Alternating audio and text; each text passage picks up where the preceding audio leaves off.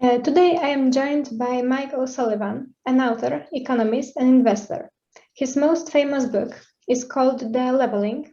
He postulates in it the era of the end of the 30-year era of globalization. In his career, he was teaching at Princeton and working in investment management. He was also a member of Ireland's National Economic Social Council from 2011 to 2016. He's active in many journals and media. Sir, it's an honor to discuss with you the topic of globalization. And thanks very much for inviting me. I would like to start by asking you, how do you define the topic of globalization, the term? It's a good place to start because I think people have a very generalized understanding of globalization. For example, some people confuse globalization with economic growth, and it's not the same thing. It's a form of economic growth, but it's also touches other factors, social, political, geopolitical. And I define globalization as the deep and increasing integration and interdependence of the world and countries across the world. And maybe if I can, just to give a bit of background, we've had two periods of globalization. One was in the late part of the 19th century to the early 20th century, period of innovation and growth. America was an emerging market then that grew into an economic superpower. And then we've had a period from the fall of communism to the present, when you've had the opening up of economies and societies. They've been interlinked by technologies from the internet, social media, etc., sophisticated supply chains, and countries have become dependent on each other, but also better connected, and that's been reflected as well in more migration, more travel, flow of information. And would you agree that International Monetary Fund that defines globalization divides it into three parts: the economic, the cultural, and the political globalization? Is it accurate, do you think? I think broadly so, and I think we've had, the culture, the part that's probably changed the most.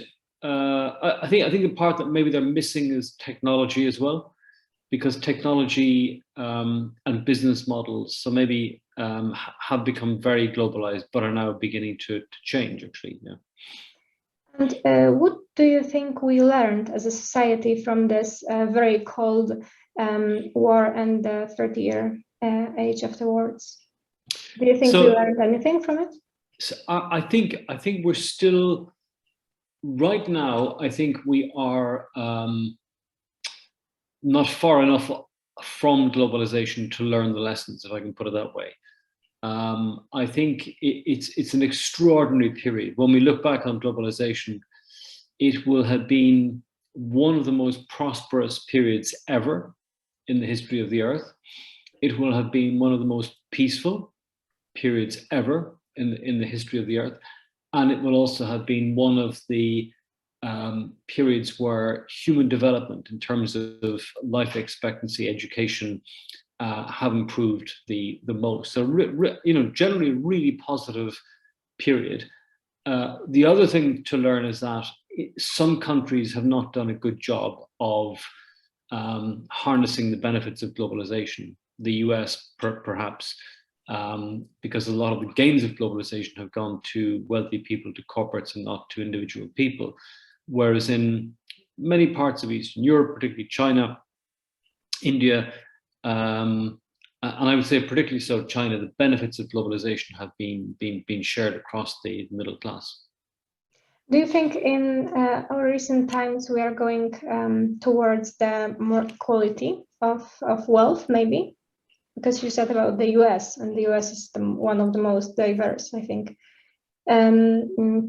countries in terms of wealth, I think. So yeah, we are actually. I think the US is by far the wealthiest country in the world in terms of household wealth. It's got about half of household wealth. but the concentration of that wealth is extreme. It's the most extreme almost ever. I mean, I've gone back to the time of the Romans, and if you look at the difference between sort of a servant and a senator in Rome, the difference in income is not as exaggerated as it is in between a CEO and a worker in the US. So that's an issue, and it's been exaggerated by the actions of the Federal Reserve as well. During your TED speech, you said that, quote, globalization is on its deathbed. What do you mean by that? Yeah, so I think having set out how positive globalization is, or how positive I think it is, I do think globalization is coming to an end, in the sense that the world is becoming much less integrated. You know, the flows of finance, of economic flows, are beginning to, they have slowed and they're changing course. Politically, the globalization is dead. There's very little collaboration between countries these days. The world is becoming regionalized, or is becoming multipolar, and there's much less flow of ideas across the world, and some regions, in that respect, China and remarkably so, what's happened in Hong Kong, are shutting themselves off politically and to an extent culturally from the West. You also said that you think that the new era, maybe, of this different globalization will be based on values more than economic values. And what do you think it will look like? I mean, how will this work? Is it a positive aspect? I'm not sure it's positive, because the road towards these values can often be a difficult one. I mean, and, you know, Poland is a very good case in point. So under globalization, there was kind of a shared way of doing things, which was largely an American-centric way of doing things, doing business, and there was a kind of a global culture. What is happening now is that, in response to many of the issues that are arising, different regions are stressing their own cultural values, and in many cases those values are driven by history. So China has got a very different value set. Its contract with its people is to give them economic prosperity and economic freedom, but it takes away their political freedom. Europe is almost the opposite. Europe is regulated, but it's arguably the most democratic zone in the world. It's a social democracy where the state plays a big role. And in Europe now, you have talk about the emergence of European values, in the sense of what it means to be European, and to have a common and shared understanding of the practical implications of that, and how you treat women, how you treat the media, and things like freedom of expression, etc. And then, of course, the US is quite different in its values as well. They're not as far from Europe, but it's just got a different mix or balance between how it regards the trade-off between economic and social freedom. What do you think is the future of the UN in this whole change? I think my personal view is that the UN and many of the institutions that are around it, like the IMF, the World Bank, I mean, they were set up in the middle of the 20th century, and many of them have done what they're set up to do. And many of them now, for different reasons, they're getting old, they have poor leadership, they've become much, much less relevant. And I see a very diminished role for these institutions in the future. And I think we need to think very hard about the institutions of the future. You know, does there need, for example, to be an institution for cybersecurity, or a really strong institution for climate change, for example? Of course. And what do you think is the future of Security Council? Because I think this is the most significant example. Yeah, I mean, the Security Council has definitely got a role as a place where I think the major policy actors can. It's a structure that allows them to debate between themselves. Because of its membership, because you have Russia and China there, you're not going to get very, very strong. Not going to get very, very strong, how would I say, directives coming out of the Security Council, but it's nonetheless a place where they can coordinate, policies or dialogues. But I think the international architecture on things like cyber war, cybersecurity needs to move on. And I mean, and the UN Security Council has been publishing a lot of papers on that, which are very helpful in that regard. And what do you think will be the change of international organizations based mostly on the economic aspects or geographical proximity, like Belt and Road Initiative or NATO or EU? Will they change, maybe? So I think the EU will very slowly get stronger and better. That's my expectation, but it will take a long time. It's getting more coherent economically in terms of the Eurozone. And then I think I'd like to see it to get more coherent in terms of supporting businesses. In terms of the other ones, I think NATO will certainly remain in place, and many of the NATO members, the UK and the US, will also pivot towards Asia and will be the bedrock of new organizations or coalitions in Asia, such as AUKUS, who are now focusing on China. So it's a world where you're going to have, new geopolitical partnerships and maybe new threats in different areas. How do you think, because I have to ask this, how these recent tensions between Russia and Ukraine correspond to this situation of EU and NATO and the world as it's? Yeah, so we're just for reference point, we're speaking just on the eve of the Putin speech, and he just sent soldiers into the east of Ukraine. I mean, oddly, Vladimir Putin has got he has a view of the world which is a multipolar world. My own view is a multipolar world, but my view of that world is very different to the Russian president. In that I see it being made up of three large regions: Europe, China, and the US. And to be the center of a kind of a pole, you need more than nuclear weapons. And if you took away Russia's nuclear weapons, it would be a mid-powered state. I mean, its economy is 1/10 the size of Europe. Doesn't have a track record of business innovation, etc.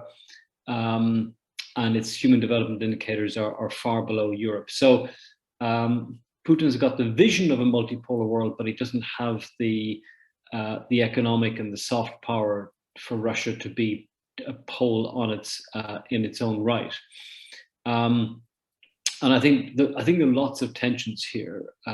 Russia seems to, and its leaders seem to have a very 19th century view of the world, whereas I think Europe is much more modern, and I think rightly is some if you take Germany as being the central economy of Europe, it's rightly accused of maybe being too soft on countries like Russia. But Germany is a very modern society. It cares more about, it seems to me, being progressive than it does being aggressive.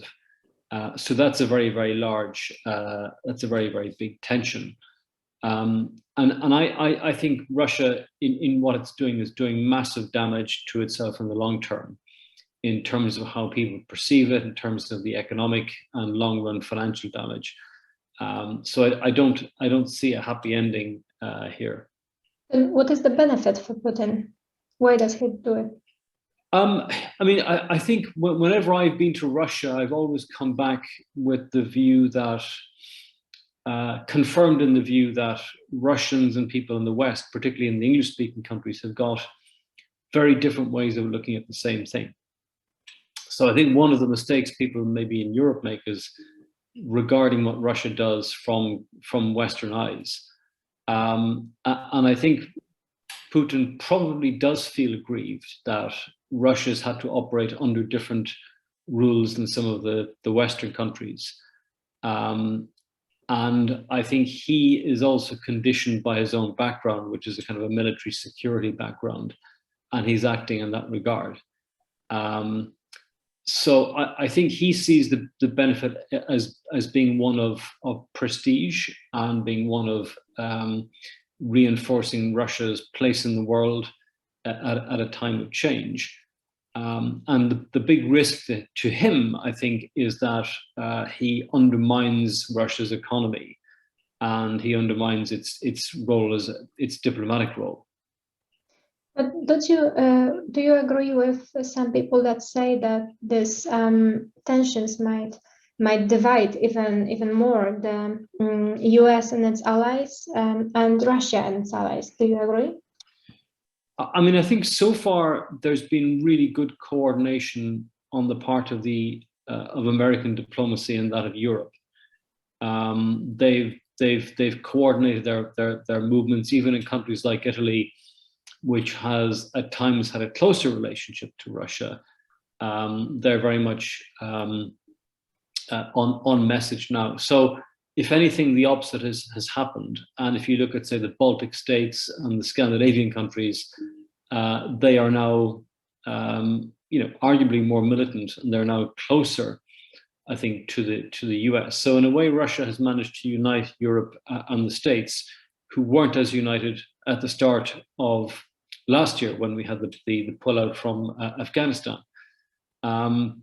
There's also, I think, a risk to Russia that it becomes an embarrassment for China. So China has publicly stated a very different position on Ukraine and the eastern part of Ukraine to Mr. Putin's speech. And there's a risk that the Chinese feel embarrassed by what he's doing now, because he is their closest ally in terms of big foreign countries. Changing the topic maybe a little, what do you think this new era of globalization will mean to the developing countries? Will they benefit maybe from it? So this is a curious one, because I think a lot of the easy gains, if you like, of globalization are now done. At the same time, there's a large number, and I think, when we talk about globalization, we always end up talking about America, Europe, or China, and 60% of the world's population is excluded.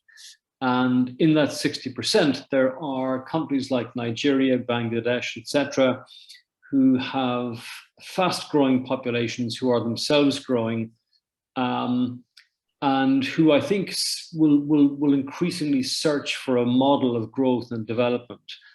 And my personal preference in that case is that it's got to be a model that's based on things like the rule of law, good institutions, which are all things many of these countries are not terribly good at. And that when you hit a certain level of growth, you begin to require to push on further.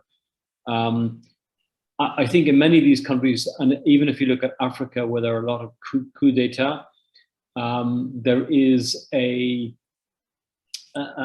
sort of a fascination with the whole idea of kind of managed democracy, which is what China has, where you have a kind of a strong man and diminished democracy. The trouble with that is that for a managed democracy to work, you have to have prosperity, and certainly in Africa, that's something that's evaded many governments. How fast do you think these changes will happen? Is this of course, it's a process, but how fast do you think will we see the? Yeah, so normally when you go from one long period, which is being defined by something, to something else, there's what I would call an interregnum. And that interregnum is a period where things are just very noisy. They're not clear. And the next world order is being formed. So I think this could take 15 years or so. Okay, so what do you think will be the biggest challenges then of people of 2030, maybe 2040? Yeah, so the biggest challenges, I think, would be finding a model of sustainable economic growth for different countries. That's one. It doesn't rely on central banks pumping lots of cheap money. Two is finding ways for the big countries to collaborate and finding institutions to help solve really big problems like climate change. And then the third one that comes to mind is how to deal with the side effects of technology, because technology is, since the COVID epidemic is really taking over our lives. We now have the metaverse, and that will produce lots of complex side effects socially and economically and politically.